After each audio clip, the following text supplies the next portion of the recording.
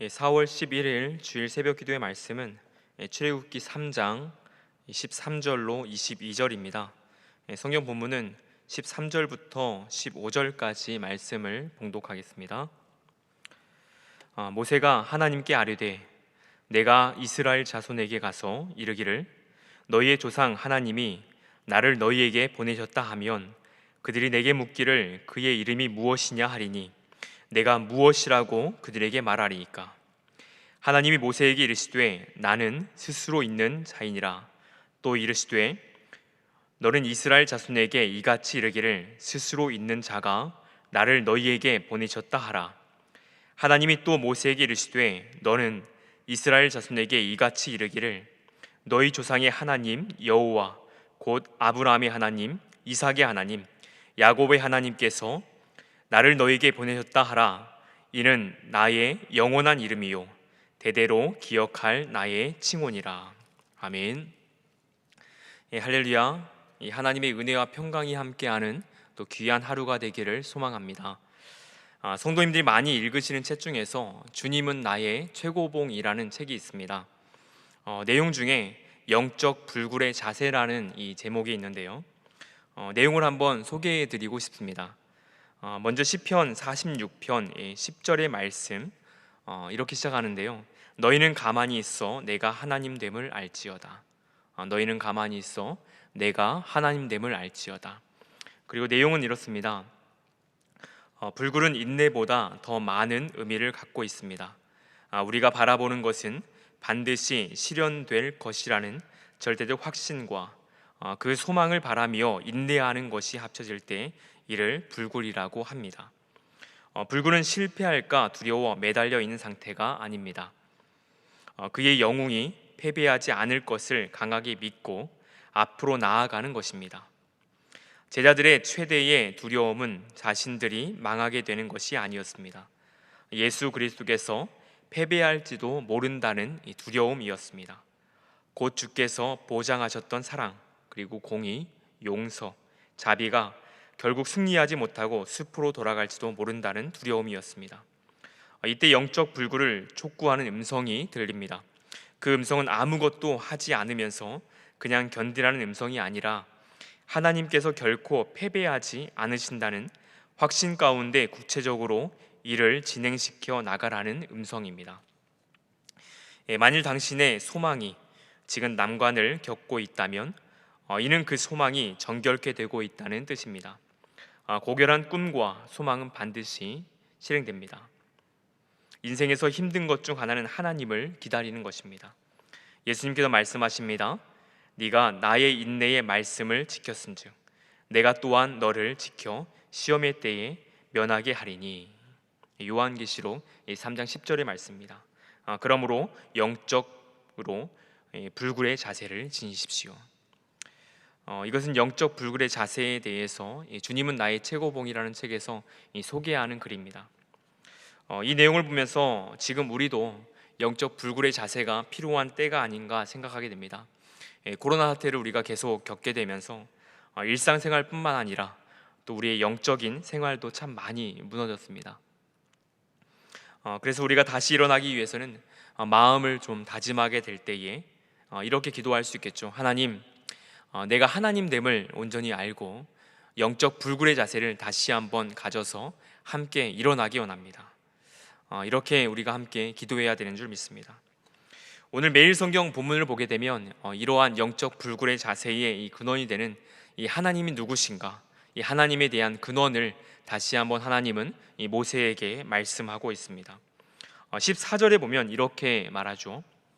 너는 이스라엘 자손에게 이같이 이르기를 스스로 있는 자가 나를 너희에게 보내셨다 하라. 너는 이스라엘 자손에게 이같이 이르기를 스스로 있는 자가 나를 너희에게 보내셨다 하라. 하나님은 모세에게 말씀합니다. 하나님은 스스로 있는 자이니라. 하나님은 스스로 있다라고 말씀하시죠. 원문을 보게 되면 원문은 에흐예 아쉐르 에흐예입니다. 우리가 통상 보게 되어지는 NIV 성경을 보게 되면 I am, who I am 이라고 번역하고 있습니다. 하나님이 이 스스로 있다라는 것은 이 모든 이 만물의 이 근원이 되신다, 이 주관자가 되시고 또한 주권자가 된다라는 이 하나님의 이름의 근원됨을 우리는 볼 수 있죠. 오늘 본문을 보면 모세는 이스라엘 백성에게 하나님의 이름을 만약에 이스라엘 백성이 묻는다면 제가 무엇이라고 답을 하면 됩니까? 그럴 때 하나님께서 말하는 것이죠. 나는 스스로 있는 자다.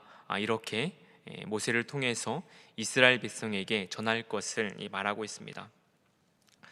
우리가 출애굽 3장을 한번 이렇게 쭉 보게 되면요, 1절부터 12절에서 하나님께서는 호렙산에서 양을 치던 모세에게 나타납니다.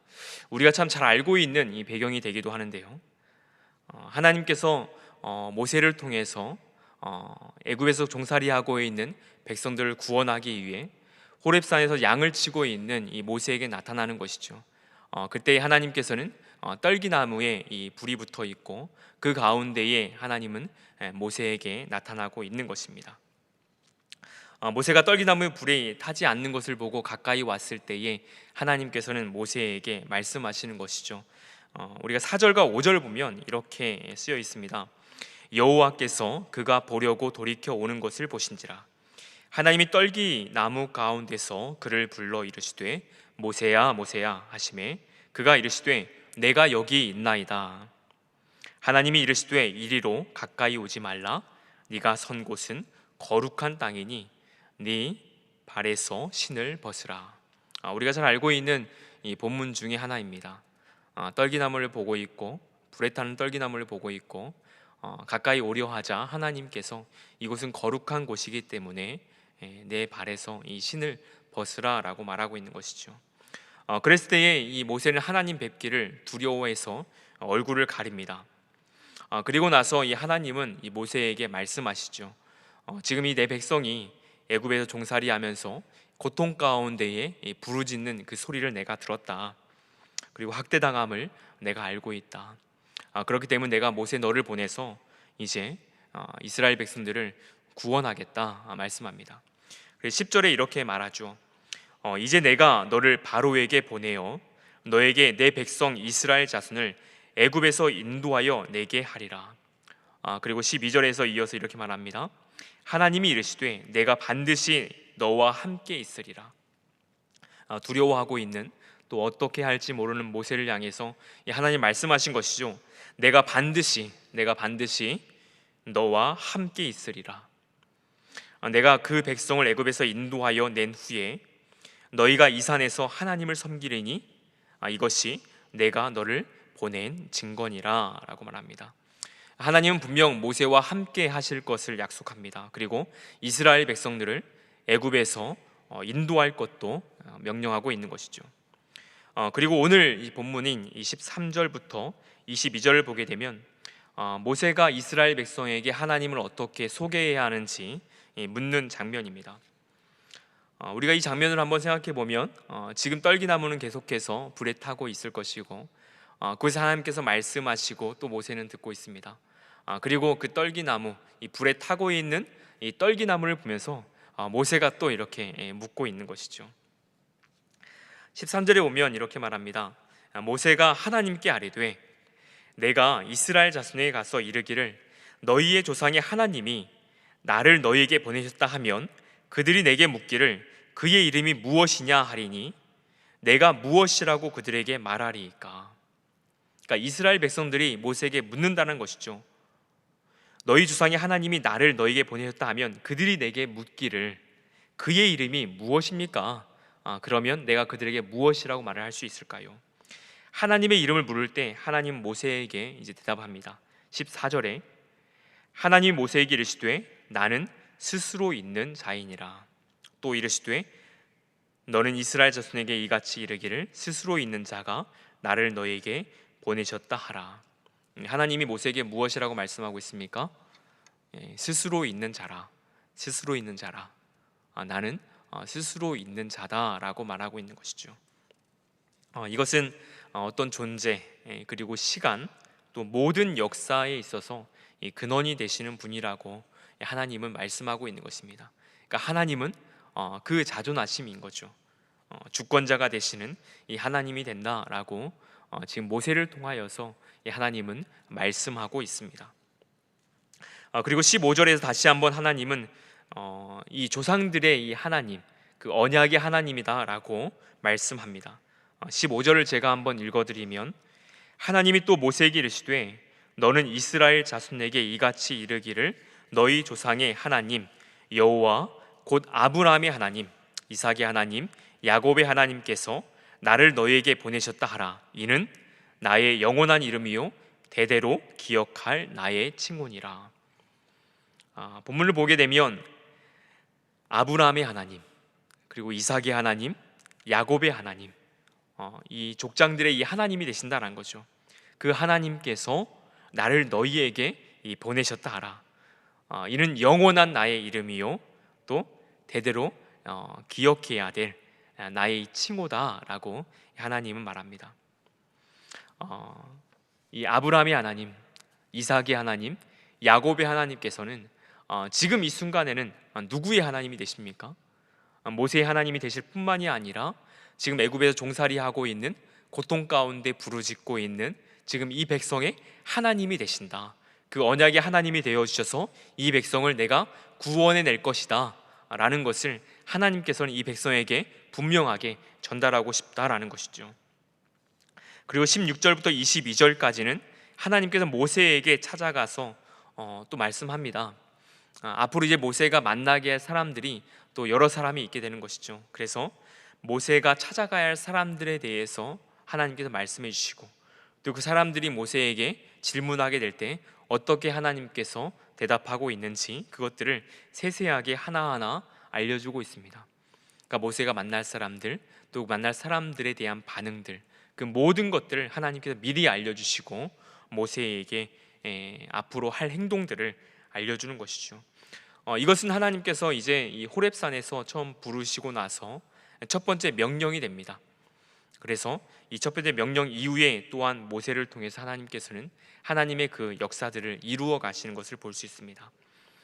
우리가 이 3장과 4장에서 이러한 이 모세와 하나님과의 이 대화들, 그것들을 한 5가지 정도를 한번 살펴보게 되면 이렇습니다.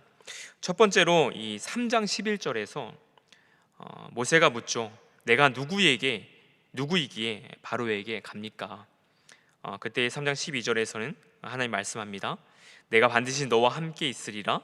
네가 그 백성을 애굽에서 인도하여 낸 후에 너희가 이 산에서 하나님을 섬길 것이다. 그리고 두 번째로 모세가 질문하는 것은 3장 13절이었습니다. 그의 이름이 무엇이냐 하리니 내가 무엇이라고 그들에게 말하리이까. 그때 하나님께서는 이 3장 14절과 15절에 걸쳐서 이렇게 말합니다. 나는 스스로 있는 자이니라. 너희 조상의 하나님 여호와 곧 아브라함과 이삭과 야곱의 하나님이 나다. 그리고 세 번째로 모세가 또 묻죠. 이 4장 1절인데요.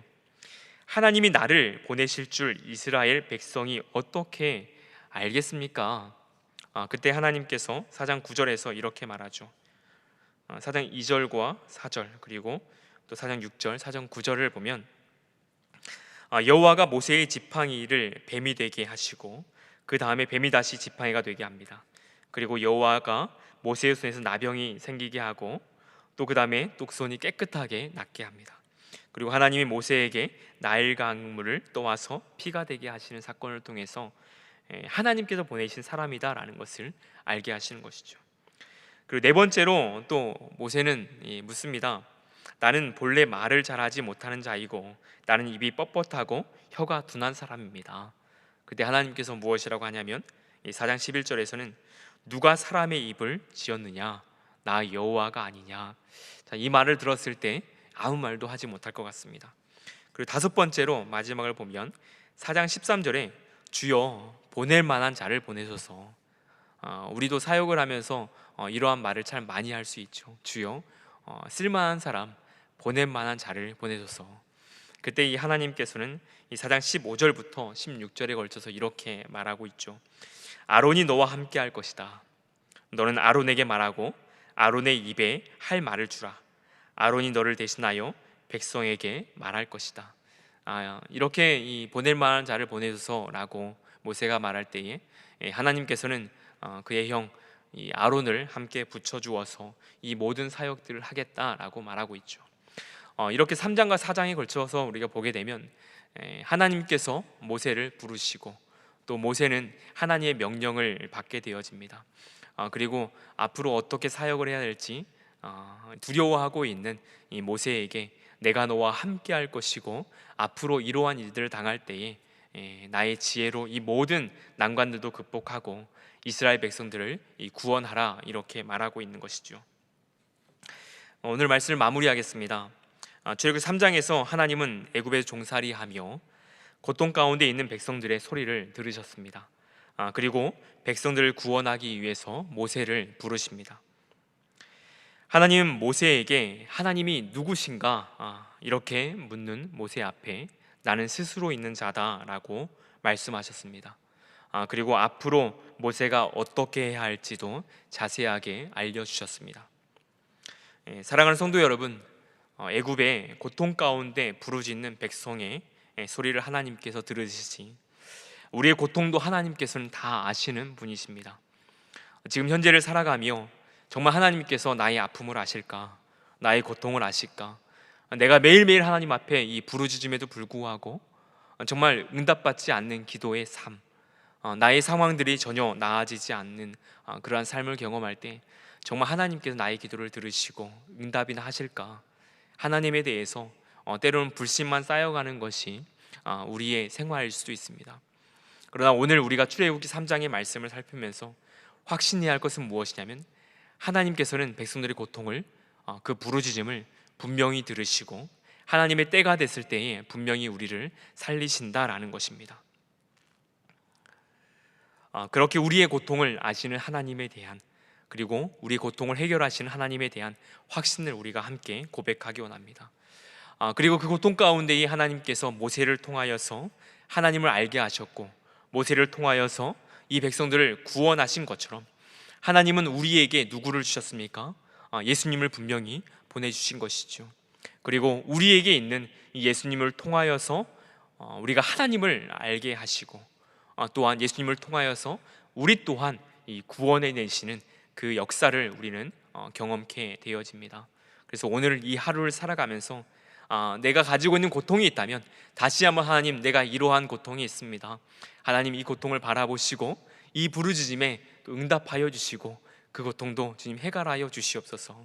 그리고 서로 말씀하신 드린 것처럼 정말 이 영적 불굴의 자세를 가지고 하나님 됨을 바라볼 수 있는, 하나님을 신뢰할 수 있는 성도님이 되어질 때에 정말 오늘 이 하루 하나님의 이 세밀한 음성과 또 국률하심을 경험할 수 있는 귀한 하루가 될 줄 믿습니다.